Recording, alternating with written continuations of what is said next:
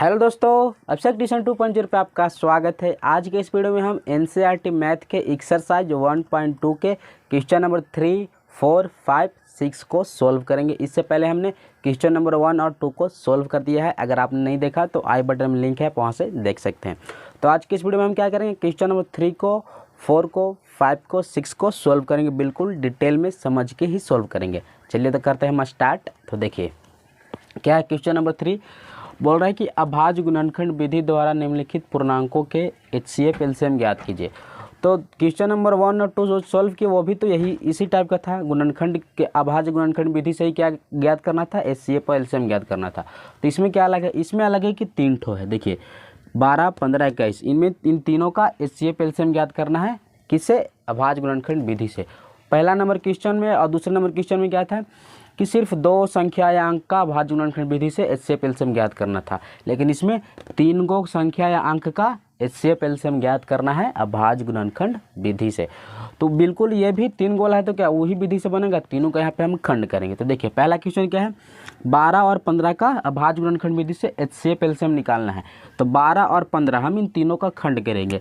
तो 12 का जब हम खंड करेंगे तो क्या हो जाएगा, 2 बार में लगाएंगे तो 6, फिर 2 बार में लगाएंगे तो 3, फिर 3 बार में लगेगा तो यहाँ पे 1 हो जाएगा। ठीक, फिर 15 का खंड करेंगे तो क्या हो जाएगा, 3 बार में लगाएंगे तो 5, फिर 5 बार में लगाएंगे तो 1, फिर 21 का खंड करेंगे तो 3 बार में लगेगा 7, और फिर 7 बार में लगेगा आपका 1। अब तीनों को खंड को लिखेंगे तो क्या है, 2 गुने 3, गुना में 1 लिख भी सकते हैं, नहीं लिख सकते, कोई दिक्कत नहीं। ठीक है, अब इसके खंड को लिखेंगे 3 गुने 5। अब इसके खंड को लिखेंगे 3 गुने 7। ज्ञात क्या करना है, एचसीएफ और एलसीएम ज्ञात करना है। ठीक है, तो बाकी दिनों की तरह ही हम सबसे पहले क्या करेंगे, एचसीएफ ज्ञात करेंगे। तो क्या करते हैं, हम कॉमन लेते हैं। ठीक है, तो कॉमन देखिए, इसमें 2 है, इसमें 2 नहीं है, इसमें 2 नहीं है, तो 2 कॉमन नहीं लिया जाएगा। इसमें 3 है, इसमें भी 3 है, इसमें भी 3 है, 3 कॉमन लिया जाएगा। इसमें 5 है, इसमें 5 नहीं है, इसमें 5 नहीं है, तो 5 भी कॉमन नहीं लिया जाएगा। इसमें 7 है, इसमें 7 नहीं, इसमें 7 नहीं है, मतलब 7 भी कॉमन नहीं लिया जाएगा। तो कॉमन कौन लिया जाएगा, सिर्फ 3 लिया जाएगा। क्यों? क्योंकि 3 तीनों में है। तो क्या गो 3 निकलेगा, तो एक इसमें से क्या गो 3 निकलेगा, 1 गो। तो मजबूरन इन सभी से में क्या करना पड़ेगा, 1 गो 3 निकालेंगे। कॉमन कैसे लिया जाता है, जितना एगो में से निकलता है बाकियों में से उतना ही निकालना पड़ता है। तो इसमें से 3 एगो निकलेगा, तो इसमें से भी 3 एगो, इसमें से भी 3 एगो निकलेगा। तो हमने एगो 3 को निकाल दिया और कोई कॉमन नहीं निकलेगा, तो 3 ही क्या हो जाएगा, एचसीएफ हो जाएगा हमारा। 3 ही एचसीएफ हो जाएगा। 12, 15, 21 का एचसीएफ क्या हो गया, 3 हो गया। अब एलसीएम देखिए, एलसीएम कैसे निकालेंगे हम, क्या करेंगे, कॉमन लेंगे। कॉमन कौन लिया जाएगा, 3 ही लिया जाएगा, क्योंकि 3 ही तो तीनों में है ना। तो देखिए इसमें से 3 एगो, इसमें से 3 एगो, इसमें से भी 3 एगो। एलसीएम में क्या करते हैं कि जिसमें से ज़्यादा होता है उसी में से हम कॉमन निकालते हैं। लेकिन यहाँ पे 3 जो है तीनों में 1 गो है, तो एगो 3 हमने बाहर निकाला, तो तीनों में से 3 खत्म हो गया। अब गुना के चिन्ह। अब एलसीएम में क्या करते हैं, कॉमन निकालने के बाद जो जो बचता है सबको गुना कर दें। तो कौन बचा, इसमें 2 को 2 बचा, 2 गुने 2 बचा, इसमें 5 बचा गुने 5, इसमें 7 बचा गुने 7। अब गुणा कर देंगे, 3 दूना 6, 6 दूना 12, 12 बचे 60, और 60 में 7 से गुना करेंगे तो कितना हो जाएगा, 420 हो जाएगा। तो एलसीएम कितना हो गया, 12, 15, 21 का एलसीएम कितना हो गया, 420 हो गया। तो पहला नंबर क्वेश्चन सोल्व हो गया। अभाज्य गुणनखंड विधि से हमने 12, 15 और 21 का एलसीएम और एचसीएफ ज्ञात कर दिया। अब हम चलते हैं दूसरे नंबर क्वेश्चन की ओर। ठीक है, तो इसको हम आपको होमवर्क दे देंगे, ये आपको होमवर्क करके कमेंट करना है। ठीक है, ऐसा ना कि सब क्वेश्चन हम ही सॉल्व कर दिए तो आप फिर क्या सीखेगा। आपके लिए मेन चीज़ है आप जितना हो सके क्वेश्चन सॉल्व कीजिए, प्रैक्टिस कीजिए, और नए नए चीज़ आपको मिलता रहेगा। इसलिए आप इसको सॉल्व करके कमेंट करिएगा। ठीक है, तो दूसरा हम क्वेश्चन सॉल्व करते हैं, इसको मिटा देते हैं। ठीक, अब देखिए क्या है दूसरा क्वेश्चन, 17, 21, 17, 23 और 29 का। तो यहाँ पे आप देखिए 17, 23 और 29 का हम जब खंड करेंगे ना, तो ये ना ऐसे संख्या है ना, 1 से लगेंगे और सिर्फ खुद से लगेंगे बस। तो इनको खुद से लगा देंगे हम। तो एक बार में इसको भी क्या करेंगे, 23 को भी हम खुद से लगा देंगे, 23 से ही, और बाकी से लगने वाला ही नहीं है। 29 को भी ना 1 से लगा देंगे। क्यों? क्योंकि अभाज्य संख्याओं का हम क्या कर रहे हैं, एचसीएफ एलसीएम ज्ञात करें। क्योंकि यहाँ पे 29, यहाँ पे 29, 17, 23 सभी अभाज्य है। तो अभाज्य क्या होता है, या तो खुद से कटते हैं या एक से कटते हैं, इसलिए हमने इन सभी को क्या किया, खुद से लगा दिया। यहाँ पे 17, 23, 29 कैसा संख्या है, अभाज्य संख्या है, इसीलिए ये खुद से कटे। तो इनका गुणनखंड क्या हो गया, 17 गुने 1, या सिर्फ 17 भी लिख सकते हैं, कोई दिक्कत नहीं, ठीक है। इसका हो गया 23 गुने 1, इसका हो गया 29 गुने 1 हो गया। अब कॉमन कौन निकलेगा तीनों में से, बताइए, तीनों में से एक एक कॉमन निकलेगा। हम एचसीएफ पहले ज्ञात करें, ठीक है, एचसीएफ हम पहले ज्ञात करें, ठीक है। तो एचसीएफ के लिए कॉमन निकालेंगे, तो इसमें 17, इसमें 17 नहीं है, इसमें भी 17 नहीं, तो 17 कॉमन नहीं निकलेगा। इसमें 23 है, इसमें 23 नहीं है, इसमें 23 नहीं, तो 23 भी कॉमन नहीं निकलेगा। इसमें 29 है, इसमें 29 नहीं है, इसमें 29 नहीं है, तो 29 भी कॉमन नहीं निकलेगा। इसमें 1 है, इसमें 1 है, इसमें 1 है, 1 कॉमन निकलेगा, तो इसीलिए 1 कॉमन निकाल दिया, तो एचसीएफ क्या हो गया, 1 हो गया। तो 17, 23, 29 का एचसीएफ क्या हो गया, 1 हो गया। अब एलसीएम निकालेंगे, तो एलसीएम के लिए क्या करते हैं, कौन कॉमन निकलेगा, कॉमन तो एक ही निकल रहा है, तो एक कॉमन निकल गया। क्यों, एलसीएम क्या करता है, जिसमें ज़्यादा रहता है उसी में से निकालते हैं। तो तीनों में एक ही गो है, तो एक कॉमन निकाल लिए, और कॉमन निकालने के बाद एलसीएम में हम क्या करते हैं, जो बचता है उस सबको गुना कर देते हैं। इसमें 17 बचा, इसमें 23 बचा, इसमें 29 बचा, तो गुना कर देंगे, 1 गुने 23 गुने 29। अब गुना कर देते हैं, तो 23 में 1 से गुना 23, और 23 में जब हम 29 से गुना करेंगे ना, तो देखिए ध्यान से, 27 के साथ हाथ में 2, 18 और 2 कितना हो जाएगा आपका, 20 हो जाएगा, ठीक है, 20। अब यहाँ पे आपका हो जाएगा 46, और जब हम जोड़ेंगे तो 7, 6, 6, तो कितना हो गया, 667। तो 17, 23, 29 का एलसीएम कितना हो गया, इतना हो गया 667 हो गया। तो पहला भी क्वेश्चन सॉल्व, दूसरा भी सॉल्व, तीसरा आपको कमेंट करके बताना है, एक आपको भी अपने से बनाना जरूरी है, ठीक है। अब हम चलते हैं चौथे नंबर क्वेश्चन की ओर, ठीक है, इसको मिटा दे रहे हम। तो तीसरा नंबर हमने क्वेश्चन सॉल्व कर दिया। अब हम चलते हैं चौथे नंबर क्वेश्चन की ओर, 5वें नंबर क्वेश्चन की ओर। तो चौथा नंबर क्वेश्चन क्या बोल रहा है कि 306 और 657 का एचसीएफ 9 दिया है, तो एलसीएम क्या होगा। मतलब ध्यान से देखिए, 306 और 657 का एचसीएफ जी दिया हुआ है 9, एलसीएम ज्ञात कीजिए क्या होगा, एलसीएम क्या होगा। तो आप ध्यान से याद कीजिए कि किस तरह से बनेगा। हमने इंट्रोडक्शन में बहुत डिटेल में बताया है इसके बारे में, जिस सिद्धांत पे क्वेश्चन है ना, उसको हमने डिटेल में इंट्रोडक्शन में बताया है। एक्सरसाइज 1.1 के इंट्रोडक्शन में हमने बताया, आपने नहीं देखा आई बटन में लिंक है, वहाँ से देख सकते हैं।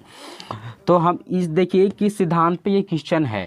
तो जब भी आप दो या अंक या संख्याओं का एचसीएफ निकाल रहे हैं, तो जिस दो अंक या संख्याओं का एचसीएफ निकाल रहे हैं, उन दोनों का गुणनफल और उन दोनों के एचसीएफ एलसीएम का गुणनफल आपस में बराबर होता है। जैसे 306 और 657 का गुणनफल और इनके एचसीएफ एलसीएम का गुणनफल क्या होगा, आपस में बराबर होगा। जैसे हम क्या करेंगे, 657 में 306 से गुना करेंगे, तो 657 में 306 से गुना करेंगे तो 42 के 2 हाथ में 4, 30 और 4 34 के 4 हाथ में 3, 36 और 3 39, 0 0 0 हो जाएगा, क्योंकि 0 में सबसे 0। और फिर क्या हो जाएगा, 17 के 21 हाथ में 2, 15 और 2 17 के 7 हाथ में 1, 18 और 1 19। अब यहाँ पे 2 4 10 के 0 हाथ में 1, 10 अब 1 11 के 1 हाथ में 1, 9 1 10 के 0 हाथ में 1, अब 1 2, कितना हो गया 20 10 42 आया। तो हमने क्या बोला कि इन दोनों का गुणनफल और इन दोनों का गुणनफल आपस में बराबर होगा। तो हमने इन दोनों का गुणनफल कितना किया, 20 10 42 आया। तो हम क्या बराबर में लिखेंगे, इन दोनों का गुणनफल। तो एचसीएफ तो 9 दिया है, तो एलसीएम ज्ञात करना है, तो हम एलसीएम को मान ले रहे हैं x, और 9 में 1 से गुना कर देंगे तो क्या हो जाएगा 9x। तो जिसको ये सिद्धांत पता होगा कि जब हम दो अंकों या संख्याओं का गुण एचसीएफ निकालते हैं या एलसीएम निकालते हैं, तो उन दो अंकों या संख्याओं का गुणनफल और उनके एचसीएफ एलसीएम का गुणनफल आपस में बराबर होता है।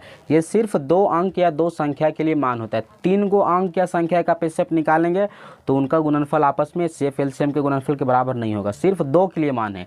जैसे इन दोनों का गुणनफल इन दोनों के एचसीएफ एलसीएम के गुणनफल के बराबर हो गया, ठीक है। तो हमको ज्ञात करना है x मतलब एलसीएम ज्ञात करना है। तो हम क्या करेंगे, लिखेंगे, ये देखिए 9 क्या है, x के साथ गुना में है, 9 x के साथ गुना में है, तो 9 को बराबर की पट्टी आएगा तो क्या हो जाएगा 9 बट्टा में हो जाएगा। तो क्या हो जाएगा x बराबर 20 10 42, मतलब 2,01,042 बट्टा 9 हो जाएगा।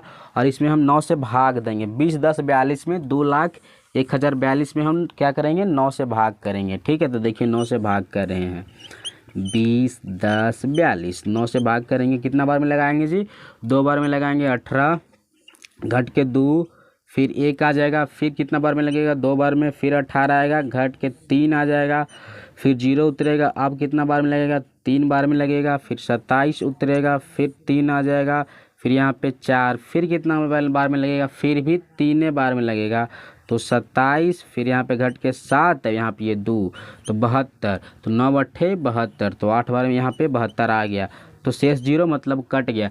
मतलब जब हमने 20 10 42 में 9 से भाग दिया तो x बराबर कितना आ गया, 22 33 8 आ गया, मतलब 22,338। तो x बराबर 22,338, मतलब एलसीएम बराबर कितना हो गया, 22,338 हो गया। और चौथा नंबर क्वेश्चन हमारा सॉल्व हो गया। अगर आपको इस टाइप का क्वेश्चन और मिले तो आप सॉल्व करके प्रैक्टिस कर सकते हैं इस तरह के क्वेश्चन का, बहुत अच्छा क्वेश्चन है। ठीक है, अब हम चलते हैं 5वें नंबर क्वेश्चन की ओर। ठीक है, तो इसको आपने समझ लिया, आप इसको लिख भी सकते हैं।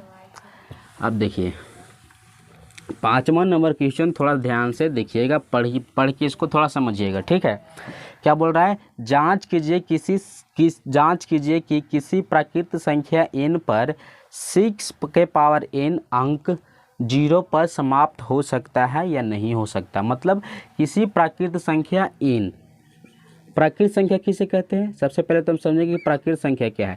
तो गिनती की संख्या को हम प्राकृत संख्या कहते हैं। मतलब गिनती मतलब 1 2 3 4 5 6 7 8, 0 से नहीं, 1 से, 1 2 3 4 5 6 7 8, मतलब अनंत तक कितनी, ये सब क्या है, प्राकृत संख्या है ना। तो गिनती की संख्या को हम प्राकृत संख्या कहते हैं।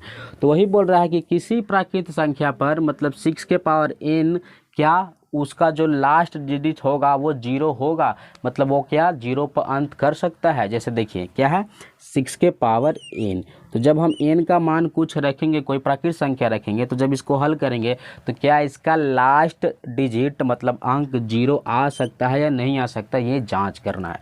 तो चलिए जांच करते हैं। तो देखिए क्या है, 6 के पावर n, तो जब भी किसी अंक, क्या मतलब अंक नहीं, मतलब किसी संख्या का लास्ट डिजिट अगर 0 होता है तो डिफिनिट है कि वो 5 से डिवाइड होगा, वो 5 से कटेगा। जैसे देखिए 10 का लास्ट डिजिट 0, तो 5 से कटता है। 20 भी 5 से कटता है ना। अब जैसे 240 का लास्ट डिजिट अंक क्या है, 0, तो 240 भी 5 से कटता है। मतलब जिसका लास्ट डिजिट अंक 0 होगा मतलब वो 5 से कटेगा। अगर वो 5 से कटेगा तो मतलब हम उसका खंड करेंगे तो उसमें 5 भी आएगा। जैसे 240 5 से कटेगा क्योंकि इसका लास्ट डिजिट क्या है, 0 है, और इसका खंड करेंगे तो 5 भी आएगा क्योंकि ये 5 से कटेगा। तो चलिए इसका खंड देखते हैं। तो 240 का भैया हम खंड कर देते हैं, तो 2 बार में कितना आ जाएगा, 120, 2 बार में कितना आ जाएगा, 60, 2 बार में कितना आ जाएगा, 30, और 2 बार में कितना आ जाएगा, 15, और 3 बार में कितना आ जाएगा, 5, फिर 5 बार में कितना आ जाएगा, 1। तो जब हमने 240 का खंड किया तो उसमें क्या आया, 5 आया। क्यों 5 आया, क्योंकि 240 5 से कटता है। 240 5 से क्यों कटता है, क्योंकि उसका लास्ट डिजिट मतलब अंक 0 है। मतलब इसका मतलब कि अगर ये इसका भी लास्ट डिजिट 0 हुआ तो ये भी 5 से कटेगा, और 5 से ये कटेगा तो मतलब इसके खंड में भी 5 आना चाहिए। तो क्या करते हैं, हम इसका खंड करके देख लेते हैं। अगर 5 आ रहा है तो ये क्या होगा, 0 पर अंत करेगा। तो चलिए खंड करते हैं। तो 6 का पावर क्या 9, 6 का पावर n का हम खंड कैसे करेंगे, 6 के पावर n का हम खंड कैसे करेंगे। तो देखिए लिखेंगे 6 और पूरा ऐसे हॉल देंगे, उसके पावर n दे देंगे। अब 6 का खंड करेंगे तो क्या हो जाएगा, 2 × 3 पावर n दे देंगे। अब क्या करेंगे, पावर n अलग अलग पे देंगे। तो 2 का पावर n × 3 का पावर n। तो हमने क्या कर दिया, 6 के पावर n को इस रूप में लिख दिया, खंड के रूप में लिख दिया। 2 के पावर n गुने 3 के पावर n, सॉरी 2 का पावर n गुने 3 का पावर n के रूप में हमने लिख दिया। तो मतलब 6 के पावर n का हमने खंड कर दिया। तो हमने खंड किया तो क्या आपको कहीं 5 दिखा? 5 खंड में आपको 5 दिखा नहीं, 2 दिखा और 3 दिखा, तो 5 दिखा नहीं। तो 5 दिखा नहीं मतलब इसके खंड में 5 नहीं है, इसके खंड में 5 नहीं है, मतलब ये 5 से नहीं कटेगा, और 5 से जो नहीं कटता है उसका क्या होगा? लास्ट डिजिट शून्य नहीं होगा। अगर 5 से कटता तो इसके खंड में 5 आता, तो 5 आता तो इसका लास्ट डिजिट क्या? शून्य पर अंत हो सकता था। तो इसका खंड में हम बोल सकते हैं कि इसके खंड में क्या 5 नहीं है, 5 अभाज्य संख्या नहीं आया, इसीलिए क्या होगा? 6 के पावर 9 वो 0 पर अंत नहीं करेगा, 0 पे अंत नहीं करेगा। ठीक है, तो हम बोल सकते हैं कि अतः इसके खंड में अभाज्य संख्या 5 नहीं है, इसलिए क्या आगे आप लिख सकते हैं, इसलिए ये क्या है? 0 पे अंत नहीं कर सकता है। ठीक है, अगर 0 पे अंत करता तो 5 से कटता तो खंड में 5 आता। ठीक है, तो चौथा 5 पे हमने देख लिया। अब हम चलते हैं छठा नंबर क्वेश्चन का हमने लिख दिया। तो देखिए हमने तीसरा सॉल्व किया, चौथा 5वां सॉल्व किया। अब हम चलते हैं छठे नंबर क्वेश्चन की। तो छठा नंबर क्वेश्चन क्या है कि जांच कीजिए कि 7 गुने 11 गुने 13 प्लस 13 और 7 गुने 6 गुने 5 गुने 4 गुने 3 गुने 2 गुने 1 प्लस 1 भाज्य संख्या क्यों है। मतलब आप इन दोनों को किस आधार पे भाज्य संख्या बोल सकते हैं, ये जांच करके दिखाना है। तो देखिए इन दोनों को हमको क्या करना है? जांच करके दिखाना है कि ये भाज्य संख्याएं क्यों हैं। तो हम क्या करते हैं ना, इन दोनों को पहले संख्या में बदल लेते हैं। ठीक है, इन दोनों को संख्या में बदल लेते हैं। तो पहला क्या है हमारा? 7 गुने 11 गुने 13 प्लस 13। ठीक है, तो देखिए हम इसको संख्या में बदलेंगे तो क्या करेंगे? मतलब संख्या में बदलने का मतलब इसका हल करेंगे तो अपने आप संख्या में आ जाएगा। ठीक है, तो देखिए 7 में 11 से गुना करेंगे क्या होगा? 77। 77 में 13 से गुना करेंगे, 77 में हम 13 से गुना करेंगे तो 17 के 21, 7 में 2, 21 और 2 क्या हो जाएगा? 23, और 77 में 1 से 77। ठीक है, 1 10 के 0 हाथ में 1 और 9 1 10, फिर हो गया 10। ठीक है, क्या हो गया? 1001 हो गया। अब 1001 में क्या कर देंगे? 13 जोड़ देंगे हम, 13 जोड़ देंगे तो क्या हो जाएगा? 1014 हो जाएगा। तो इसका मतलब क्या है कि 1014। तो यही बोल रहा है कि आप किस आधार पे 1014, मतलब इसका मतलब 1014 को आप भाज्य संख्या बोल सकते हैं। तो हमको पता है कि जब हम किसी भाज्य संख्या का खंड करते हैं तो उसके खंड में अभाज्य संख्या आता है। मतलब जिस संख्या का हमने खंड किया और उसके खंड में अगर अभाज्य संख्या, सभी संख्याएं अभाज्य आए, इसका मतलब वो भाज्य संख्या है। तो हम 1014 का क्या करेंगे? खंड करके देखेंगे।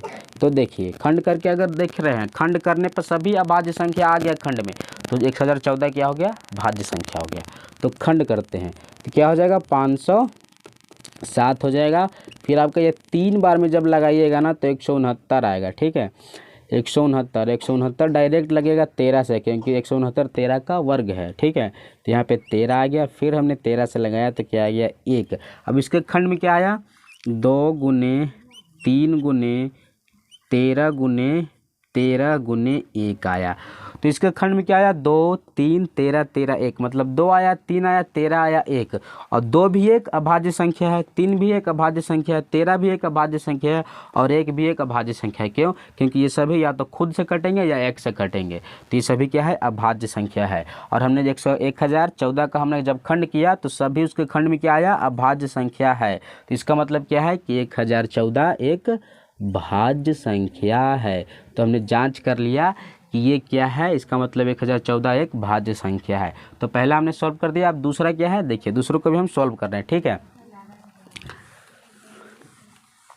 इसको भी क्या करते हैं? संख्या में बदल लेते हैं, मतलब इसका हल कर देते हैं। ठीक है, तो क्या है? 7 गुने, देखिए डायरेक्ट गुना कर देते हैं। ठीक है, लिखने क्या? 7 गुने 6 गुने 5 गुने 4 गुने 3 गुने 2 गुने 1 प्लस 5, ठीक है। तो देखिए 7 में 6 से गुना करेंगे 42 गुने 5 में 4 से गुना करेंगे 20 और 3 में 2 से 6 और 6 में 1 से गुना 6 और प्लस 5।